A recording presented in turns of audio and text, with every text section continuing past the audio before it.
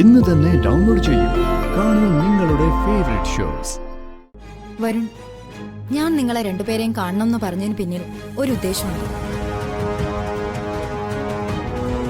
പ്രിയങ്കയ്ക്ക് പകരം മരിച്ച പെൺകുട്ടി ആരാണെന്ന് കൃത്യമായി കണ്ടെത്തി ആ പെൺകുട്ടിയുടെ കൊലപാതകത്തിന് ചന്ദ്രശേഖരൻ തന്നെയാണ് ഉത്തരവാദിയെന്ന് കോടതിക്ക് ബോധ്യപ്പെട്ടാൽ ചന്ദ്രശേഖരൻ ജീവപര്യന്തം ശിക്ഷിക്കപ്പെടും. പക്ഷേ കുറച്ചു നാളുകൾ കഴിഞ്ഞിട്ടായാലും ചന്ദ്രശേഖരൻ പുറത്തു വരും. ഞങ്ങൾ എന്തെങ്കിലും ചെയ്യേണ്ടതുണ്ടോ? തൽക്കാലം നിങ്ങളൊന്നും ചെയ്യണ്ട. പക്ഷേ നിങ്ങൾ നിങ്ങളെ സംരക്ഷിക്കുക എന്നതാണ് ചെയ്യേണ്ടത്. ഇതുവരെ ഞാൻ മനസ്സിലാക്കിയ കാര്യം, ചന്ദ്രശേഖരനും മകൻ ഗൗതമിനും നിങ്ങൾ രണ്ടുപേരോടുമാണ് വൈരാഗ്യം. സോ ഏതെങ്കിലും രീതിയിൽ നിങ്ങളെ അറ്റാക്ക് ചെയ്യാൻ അവർ ശ്രമിക്കും. അതിന് ചെറിയച്ഛനോട് ഞങ്ങളൊരു തെറ്റും ചെയ്തിട്ടില്ലല്ലോ. രാധിക ആദ്യം ഒരു കാര്യം മനസ്സിലാക്കണം. ഈ കൊടും ക്രിമിനലുകളായ ആളുകളോട് ആരും അങ്ങോട്ടൊരു തെറ്റും ചെയ്യാറില്ല. പക്ഷേ കാണുന്നതൊക്കെ അവർക്ക് തെറ്റായിട്ട് തോന്നും. ഉദാഹരണത്തിന്, ഒരു ക്രിമിനൽ നടക്കുന്ന വഴിയിൽ മാർഗ തടസ്സമായി നിൽക്കുന്ന ഒരാളെ ചിലപ്പോ അയാളെ വെട്ടി വീഴ്ത്തിന്ന് വരും. അത് എന്തെങ്കിലും വൈരാഗ്യം കൊണ്ടാണോ? അല്ല, അത് ക്രിമിനൽസിന്റെ നേച്ചറാ. സോ നിങ്ങൾ തെറ്റ് ചെയ്തോ ഇല്ലയോ അതിവിടെ ബാധകമല്ല. ചന്ദ്രശേഖരന്റെ മകനായാലും ഭാര്യയായാലും ചന്ദ്രശേഖരൻ ജയിലിൽ പോകാൻ കാരണം ആരാണെന്ന് ചോദിച്ചാ രാധികയാണെന്ന് പറയും. മാഡം, രാധികയെ സംരക്ഷിക്കാൻ എനിക്കറിയാം. ഗൗതവും സിയയും അവരുടെ ആളുകളും ഏതൊക്കെ രീതിയിൽ ശ്രമിച്ചാലും ഇവക്ക് ഒരിക്കലും ഒന്നും സംഭവിക്കാൻ പോകുന്നില്ല. അത് മതി.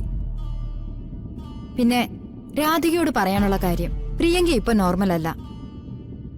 അതിന്റെ അർത്ഥം ഒരിക്കലും നോർമൽ ആവില്ല എന്നല്ല. പ്രിയങ്കയുടെ ബുദ്ധി സാധാരണ നിലയിലേക്ക് തിരിച്ചു വന്നാൽ ഏറ്റവും അപകടകാരിയാവുന്നത് അവളായിരിക്കും.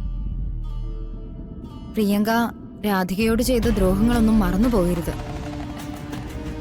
അവൾ നിന്നോട് അടുത്താലും അകന്നു നിന്നാലും കൃത്യമായി അവളെ വാച്ച് ചെയ്യണം. എന്തേലും വന്നാലും എനിക്ക് ചേച്ചിയെ വിളിക്കാമല്ലോ. എന്നെ വിളിക്കാം. വിളിച്ച ആ നിമിഷം ഞാൻ ഇവിടെ എത്തുകയും ചെയ്യും.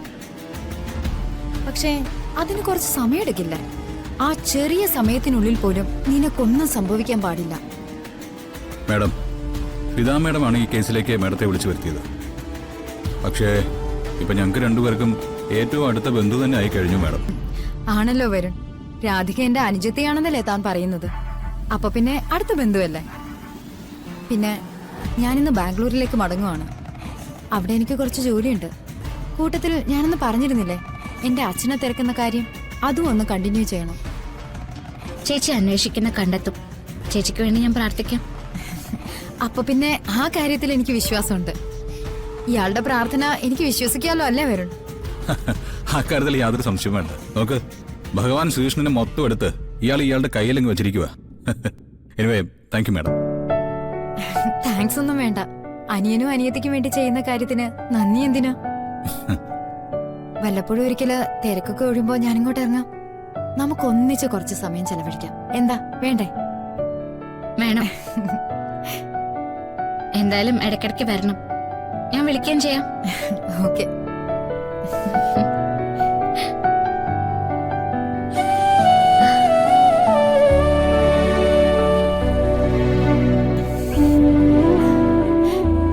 വരട്ടെ വരും. ആയിക്കോട്ടെ. അപ്പൊ ഹാപ്പി ജേർണി. Thank you.